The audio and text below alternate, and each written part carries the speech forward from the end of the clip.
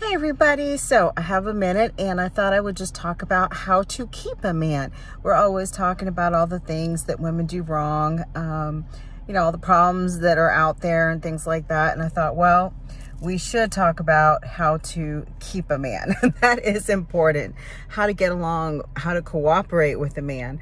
Some of the things that came into my mind just right off the top of my head is just be agreeable. Be easygoing, pretty much acquiesce, yield pleasantly to whatever it is that he wants, pretty much. Unless he's asking you to sin, the answer should be yes. Yes, Daddy, yes. Yes, Lord, yes. Yes, Master, yes. Whichever name or names you prefer to call your loving man. So, because I noticed that a lot of couples, women just seem to like to disagree a lot, and they'll say, well, no, I don't want to watch the game, or no, I don't want to go here, or no, I don't want to do that, or do we have to do it this way, or do you have to go that way? Do you have to drive like that? And those things are basically very disagreeable nagging. And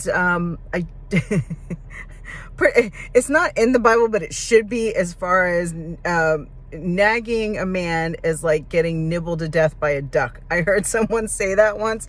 Pretty sure it's Bunny Wilson, when she was doing her talk on submission, liberated through submission. It's a great book, by the way.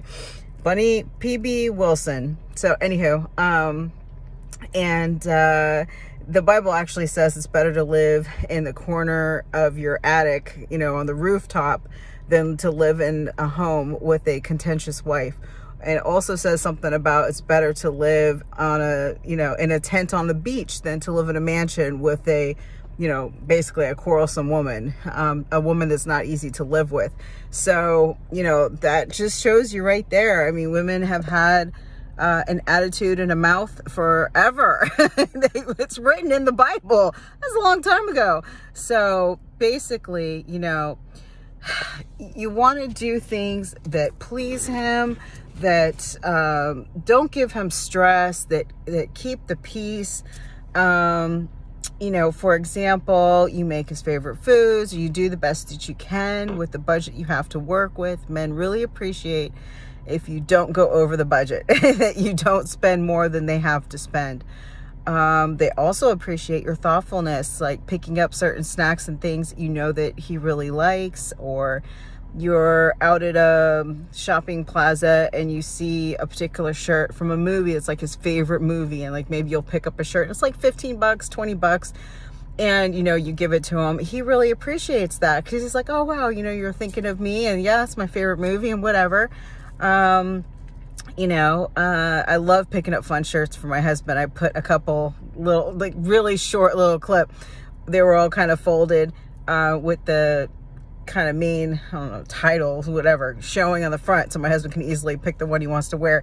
But we have way more now. That's actually an old video. Anywho, so things like that. Then there's things like special occasions where, for example, on his birthdays, certain birthdays we did, for his 30th birthday, I had a huge surprise party for him. I got some of his friends from work to help organize and recruit. And he had a ton of people there that just totally knocked his socks off. And I really had it good because we went out to dinner with another couple that we'd been friends with for a long time. And so, she had balloons there, her and her husband, and card, happy birthday, so it was like, okay, that's what we're doing, cool beans. That was just stalling. It was stalling into like throw him off the trail. So we get there, and then after that I'm like, okay, there's one other place I want to go, right? And he's like, okay, sure, honey, whatever. So we go over there and we're coming around the corner, and we had rented like a whole big back room, and they throw open the doors and just mob him. This whole crowd comes running out, and he's like, oh my gosh. So that was a lot of fun. I also did his 40th birthday, big surprise party, but this one we did at the house. And he's like, why are all these cars in my, my driveway in front of my home? I had got a bouncy castle because the kids, we still had, the kids were still, half of them were still younger, and all the kids like bouncy houses. And some of the people that we invited had kids. And he's like, I did not approve of a birthday party. Our second oldest is a few days apart, birthdays from my husband. So, he just got off work. He's like, what is going on? And then, surprise, a bunch of people, friends, family were there. And he was like, wow.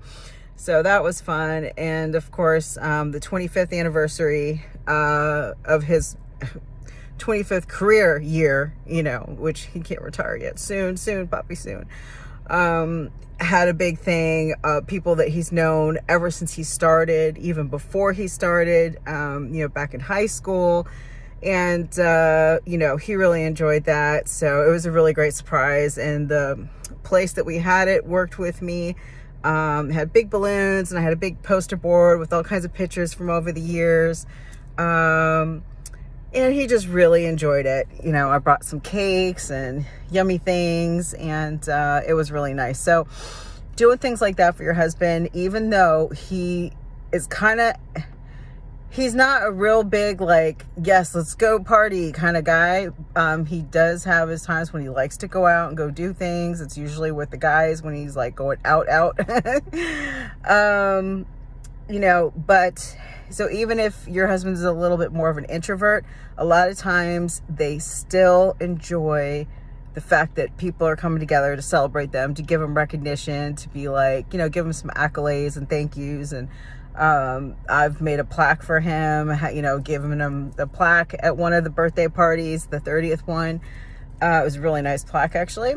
And also for that one, it was really fun. I made goodie bags that had like edible. It was all like kind of like sex goodies. It was a little naughty, It was glow in the dark condom, like some little edible something, and like something else. I don't remember exactly, but I made these cute little goodie bags for all the adults. So this is an adult, it's an adult party. So, and then the main gift basket I gave to him in front of everybody, and he's just pulling things out. And it was all kinds of like sexy lingerie and all kinds of things. And everyone's like, woo. So it was really fun. We really had a good time. And there's different themes for different occasions. So that's pretty much the only time I ever did anything like that. So anywho, but besides for celebrating him and getting him things that he enjoys, whether it's food or gifts, or, maybe there are certain things around the house that really like bother him, that get on his nerves. He hates dirty bathrooms, or he hates, my husband doesn't like me to leave bowls of dog water all over the place, because our one particular little granny dog, she's still a wicked little witch, but she's, she's getting up there in years, so she's picky. She likes her own water bowl, and I'll end up giving her one here and one over there, and he's like, you need to stop. So anyway, so that's something that, everyone's got their kind of like pet peeve thing. So try your best to take care of things the way that he wants you to. My husband, when we first got married, he showed me how he liked his towels folded. I didn't know that there was like, oh, okay.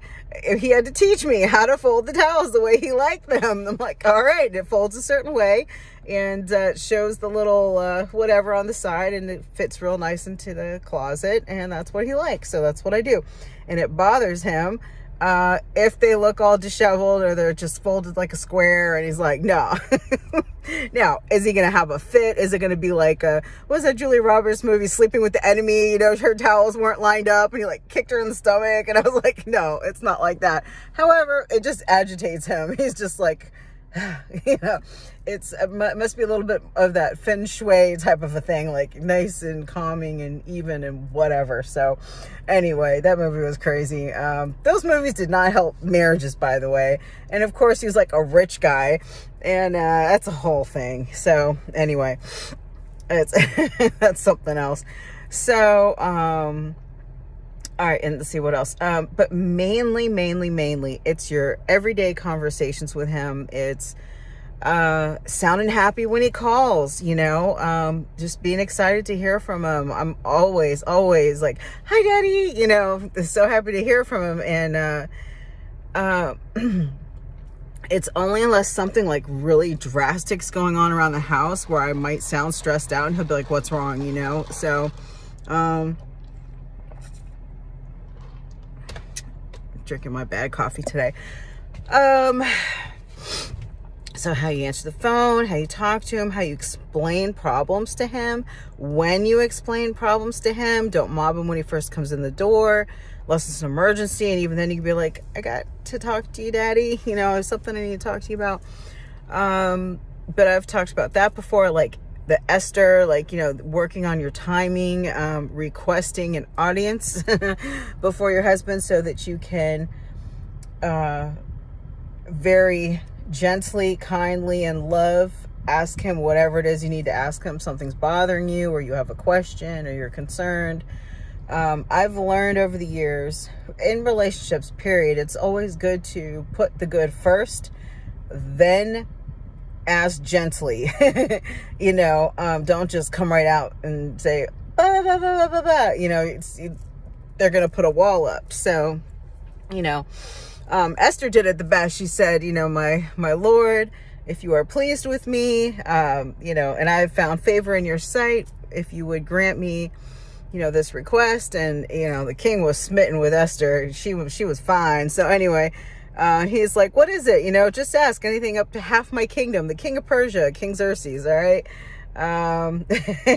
He said up to half my kingdom is yours. So anyway, you definitely get a lot further with loving kindness, sweetness, because you're honoring his position as the head, as the man, as the king of his castle, instead of coming in like, this is how it's going to be, because otherwise it's not right, and these are my rights, blah, blah, blah, blah. It's never going to go well. Women think that they have to be so tough and act so strong. And the other day I said that I'm strong in my own right, and I meant as a woman, not compared to a man. I would never even dream of that. As a woman compared to women, I feel like I can hold my own, and I'm not a pushover. But anyway, so but being a biatch, being so strong, coming across so strong, is not attractive. It's not, again, it kind of just rubs people the wrong way. Trying to get someone to help you or do something for you, it's not going to go very well that way. You have to respect that your man is an individual. He is his own person. Honestly, one of the first rules of the Fascinating Womanhood book, which I've got to get my book out, and we got to get back on that, because this is really what the channel started from, was Fascinating Womanhood. That book changed my life along with everything I've learned from men, but she learned everything from her husband. So anywho, in that book, there's a famous doctor of the times, or psychologist, or whatever he is, and he's doing a talk, and the ladies, have a chance to ask questions. And one lady said, I've tried everything, and my husband is still the same. What can I do to make him change? And the book says that he actually got irritated, and he said, Madam, don't you know that the number one thing, or number one rule, is to accept a man for who he is? Accept him for who he is at face value right now. Don't try to change him. And I was like, wow, that was one of the first things that was like, yeah, okay. Because I noticed that the more you try to change a man, the more they kind of dig their heels in, like, you ain't gonna change me, I will do what I want to do, and you really, they buck against you trying to change them, period. Even if it's something that's for their own good, doesn't matter. Even if it would be helpful to them, doesn't matter. It does not work that way. Now, men are supposed to help you. It's just a different dynamic, okay? So, but by encouraging and loving and supporting and seeing the best in that man, believing the best in that man, that's how a man changes on his own. Okay? And certain things he may never change completely or get rid of completely. And there's all kinds of amazing testimonials in there. You should read it. I mean, there's men that had left their wives to live with other women, and instead of like bucking and freaking out the wives. One story in particular, she had cut her hair. She was wearing like man's clothes, and she was reading the book. And so she grew her hair out. She started wearing dresses. She started making nice food, so when he came around, she'd feed him dinner and all this kind of, she won him back, and he left the other woman. So, I know people in real life that happened. And they'd been married for 20 something years, 16, 20 years. Anyway, it was up there, and he had moved out. He was just like, forget all this. And she just kept praying and working hard and fought for him. She fought for her man, and she got him back, and it's been better than ever. So good for them. So, the issue is that women give up too easily. They get angry at men for being men.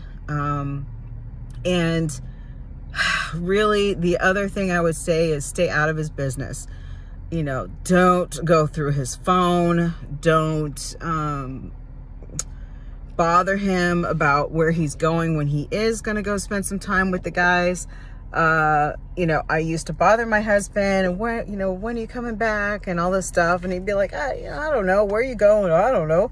They have like no plan. I'm like, you want to know exactly where I'm going, and when I'll be back. And he told me very clearly, no one's going to kidnap me or rape me, dear. So I was like, okay, fine. Yeah, that makes sense. But anywho, but a man really wants to know that you trust him. And, a lot of times I feel like, from what I know, guys really need to blow off some steam. They have a lot of burden on them. And even if there's girls in the vicinity, sometimes it's the workers wherever they're going to have some drinks or whatever. That's why Hooters was popular for so long. But, places like that, whatever.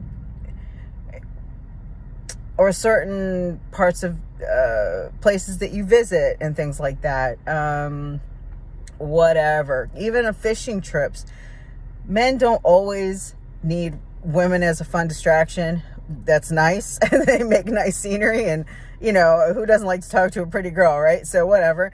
But they just need to have like a release of the burdens and the frustration and the responsibility of always, I'm the dad, I'm carrying everything on my shoulders.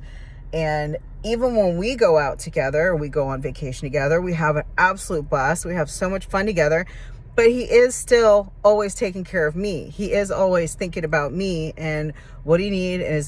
Would you like something to eat now? What do you want to do? Are you doing okay? So he's always worried about me. So when he's on his own, he doesn't have to worry about the kids. He doesn't have to worry about mama. He can just chill and just take care of himself for a hot minute and just relax. And I'm telling you, men need that. I've never had an issue with him going on guys trips, fishing trips, whatever, ever. I just knew that, first of all, he works so dang hard. He really deserves that. Now, we've always had kids, kids around. So I've never, besides for some Herbalife meetings that I did, when I was back then trying to like make a dream come true, and I wanted my husband to be able to quit his job and all these kind of great fun things. That's when I did go away, but I never went away for like a girls trip. I never did that. I did take my youngest sister and the middle sister some years ago to Disney World. And this is how good I am. Okay. For her bachelorette party, she was getting married, the youngest one, and she did a separate one with her girlfriend, so they got a little more buck together, but for me, she already knew I wasn't doing no crazy stuff. And I was a little annoyed just trying to get like decorations. Everything had a penis on it. I'm like, come on, where's just like the cute, you know? So I got a little, what the heck are those things called? A sash, you know, a little cute little crown thing that she could wear. And I scheduled this out a really nice time. So I call it like, you know, G to PG-13 rated bachelorette party. We did the luau at the Polynesian resort. They have like a Hawaiian show. So we did that, got to dress up and went to that. And we also went to like, back then it was like downtown Disney Springs, whatever. And they had some fun little restaurants playing music. You know, they had, I think a place called Bongos, and there were dancers there, you know, doing their great, fun, spicy dances.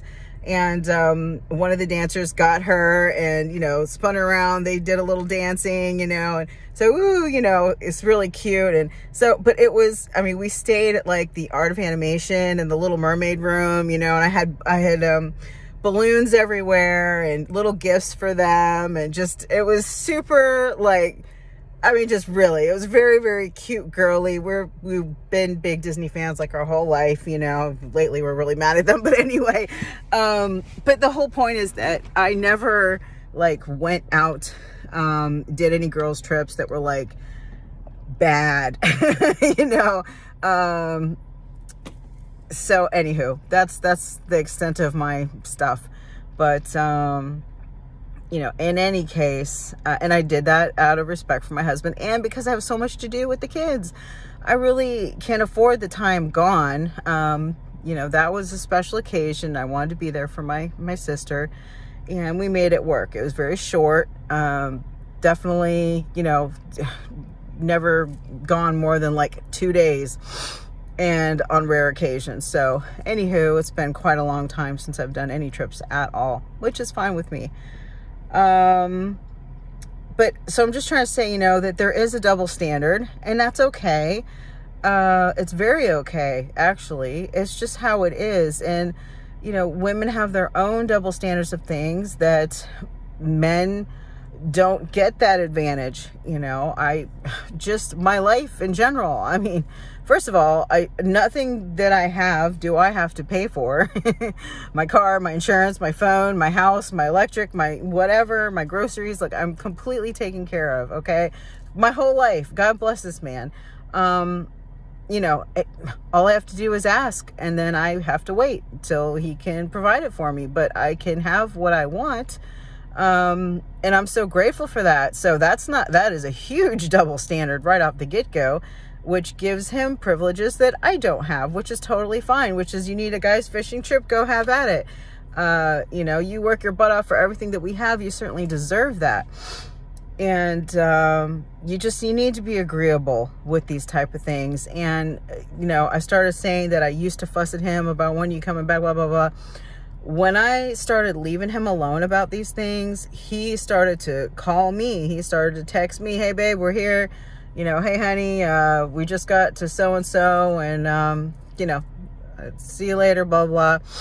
And then he'd call me when he's leaving, even if it's 4 a.m, he's going to call me, because he knows I can't sleep anyway. I can't sleep when he's gone. It's terrible, but it just is what it is. So, you know, and then he'll say, honey, yeah, we're done, you know, blah, blah, I'm heading home, or yada, yada, you know. And, so, you know, I mean, it's great, because back in the day, he would just be like, nothing, nada, because I was all like up in his business, you know. And men do not respond well that way. That's all I'm saying. You know, back in the day, he used to smoke cigarettes. Okay. Can you imagine? Because he's been fit his whole life, and he had started smoking socially, and then he was smoking, and I would complain. I was like, oh, it's disgusting. You have to stop, blah, blah, blah.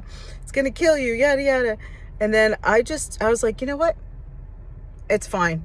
Whenever you're ready, you're ready. Literally, I mean, I don't think it was a month or two later, he quit completely, just cold turkey. And I had been complaining about it for quite a long time. there's just other things like that. But so basically life really is a paradox. The way that you think that you would get something done is not necessarily the way that you get it done, especially when you're dealing with people, but especially when you're dealing with men. What your flesh tells you to do, usually the opposite is the right thing to do, which I'm so grateful for my pastor, and happy spiritual Father's Day to him. I would call him for years until I finally just learned well enough to figure it out on my own. And I'd say, this is what happened. And he'd be like, okay, this is what you need to do, and that's where the one of my favorite stories, the Hooters story, comes in, because he went to Hooters to meet his friend for lunch, and he had one too many Uno Mas, and he had to take a nap, and we only had one car at the time, so I rollerbladed with 2 babies in a wagon. And we live in Florida. There's not supposed to be hills, but there was a hill up, a hill down. I had to have the hill up and the hill back. And I was so hot about it. I was like, ooh, he ain't come home. I don't even know where he is, and I'm crying. And my pastor said, listen, he knows he messed up. You need to show him the grace that God has shown you. And I'm like, oh, yeah, I'm not perfect at all.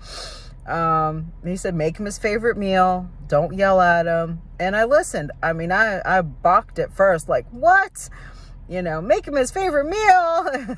He's in trouble, but he was right. And the look on his face when he came home, and his eyes are still red, and he looked at that. He happens to really love spaghetti and meatballs. I made him really good homemade spaghetti and meatballs, and he looks at the plate, and he looks at me, and he looks at the plate, and he was just like, is it safe to eat? And I was like, it's fine, baby, it's fine. So, he enjoyed that, and he said thank you, and that never happened again. So anyway, it's just how you react is so important. And the more supportive you are, you think that, oh no, he's just going to take advantage of you more. And I've had people say that to me, like, oh, if you're submissive, they're just going to walk all over you. And I'm like, no, my husband has actually cherished me more, done more for me, cared more for me, just holds me so tight and dear to his heart, than ever. I mean, just every single day. It's amazing. And I'm so grateful. He goes above and beyond what he needs to let me know, how important I am to him. And, he tells me, he's like, you've been dedicated to me. You love me. You do everything for me. I know what you're doing, when I'm not home. Sometimes his friends will ask him, like, well, how do you know? She's a stay-at-home mom. She can do whatever she wants and blah, blah, blah. And he's like, I don't even have to question. And I'm very grateful for that. And to me, I'm like, why? No, why? But, just like I've questioned, of course, I feel like it's different. I feel like I'd be an idiot to even consider doing something stupid. I have an incredible man, but for men, it's a little different. You don't want to leave your wife. You're just getting something. So, that's why it's whatever. So, I've always tried to tell him, like, it's not the same, Daddy. You're fine. And yeah, so, but anyway, I'll get off on all kinds of tangents. So when you come to situations where there's some kind of decision that needs to be made, you need to trust him. And even if it fails, that's okay. Because if you're spiritual, if you're religious, if you believe in God and God's word, basically it says that if you submit to your husband pleasantly, God will have your back. He will be your defense. And he'll work it out for you. Okay. But if you don't, and you buck, and you're not helpful, and you don't yield, and you fight him, now you're in rebellion, which rebellion is like the sin of witchcraft. Okay. It's serious. Rebelliousness is like witchcraft, ladies. So I don't know, all y'all out here with a bunch of sass and, just bucking and doing what you want to do and whatever, y'all tripping, boy. I tell you what, and then you claim to be Christian. Ooh, boy, oh boy, it's not good. So anyway, you know, everybody fails sometimes, and successful people have failed many times. So you have to trust him and know that he wants what's best for you and your family. And that will give him confidence, even more confidence that he may have in himself, when his family supports him. And you're teaching the children to support him and trust him, because if mama doesn't listen to daddy and mama doesn't trust daddy, or, you know, whatever, then how are the kids going to look up to him and listen to his guidance? And again, a man will have more logical reasoning than the woman, who's more emotional. And we can see things like short term, but he sees them long term. And that's generally very true. So it may not make sense to us at the moment, but God put them in the position of leader for a reason. He's going to give him wisdom and direction. So, you know, especially when it comes to the kids and you don't like a decision that's made, you have to trust him. Fathers want their children to be able to survive out in this rough world. And oftentimes mothers tend to coddle their kids too much, and they don't want to be too harsh on them. But daddy's job is to make sure they will survive and thrive out there, not just, you know, come back to the nest and be cradled by their mama, because that ain't how the world actually works. So, boy, this is really long. So anyway, but I wanted to give you guys at least, you know, a handful of good things that you could work with. Don't talk trash about your husband to your friends or to your family. That is a very bad idea. If you have to talk to somebody, you talk to a godly person, your pastor, or some, you know, older sister in Christ or something. You can always send me an email. But the problem with talking to friends and family is they tend to be biased. They tend to take your side. They're going to look at it from your point of view more than your husband's, and probably be unfair with whatever it is that they tell you. And so many people ruin the relationship that they have by telling their closest friends and family stuff about their husband. They never forget. Even if you forgive your husband and you've moved on from whatever it is, they never forget, and they bring it back up, and they, you know, put it in your face, and then, you know, and then have you questioning, and they'll put stuff in your head because they don't actually want to see you happy. Very few people actually want to see another successful couple, or a successful couple that's happy, that works everything out and they stay together. A lot of times misery loves company, and they want you as miserable as they are, and they want you to be alone like them, so you can be their bestie and hang out all the time. And now you can go on girls trips. Yeah, no thank you. So yeah, that's very important. And just, you know, make a list of things that you value about your man, that you admire about your man, that he does really well, that he's exceptional at, whatever, all the good things about him. And if you need to, if you're mad at him right now, or, you know, you're like, he's not that great, you make your good list, you make your bad list, things that get on your nerves, whatever. And honestly, an exercise that I've always been told over the years, you take the bad list, you crumple it up, set it on fire or something, get rid of it, and just focus on the good. And I heard somebody a long time ago say, it's like your man's wearing a white t-shirt and he's got one little ink stain, okay?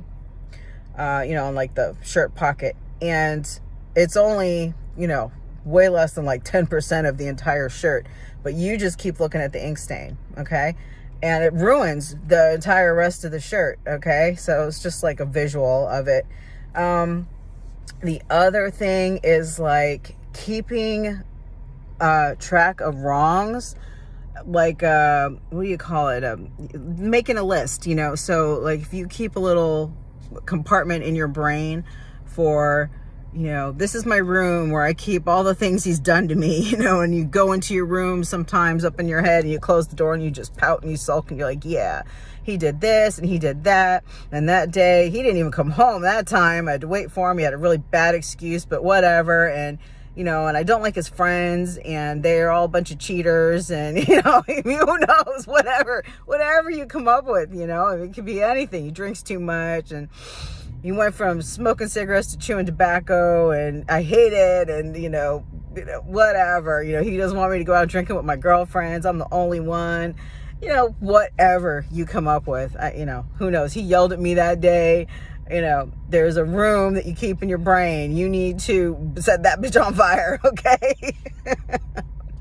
You need to close that door and never go in there again, because every time you go into that room and you think of all the things he's done wrong, you're giving those things power. You're giving the negativity. You're like drawing that energy towards you, versus focusing on all the good things that he's done. Wow, he's worked so hard for all these years. He comes home every day, he provides everything for us. He's always asking me how I'm doing. He's always calling me beautiful. He's always showing me that he wants me. He tries to spend time with me when he has a day off. Whatever, he's a really good father. Just whatever. He's good at fixing things. I love that he can do the brakes, the oil, change an engine if he has to, why I don't like the new cars, because they want you to have to take it in to do everything. It's very annoying. Whatever, he's got really nice muscles. You love his smile and his eyes and, whatever, So it's very helpful to have a list. And now we're really going long on time, so I'm gonna go now. But and just focus on it and try to show appreciation. That most actual affairs, and not like, a one-night stand or something like that, but affairs really start by another woman showing that man admiration, appreciation. She's been coming up to him smelling good, touching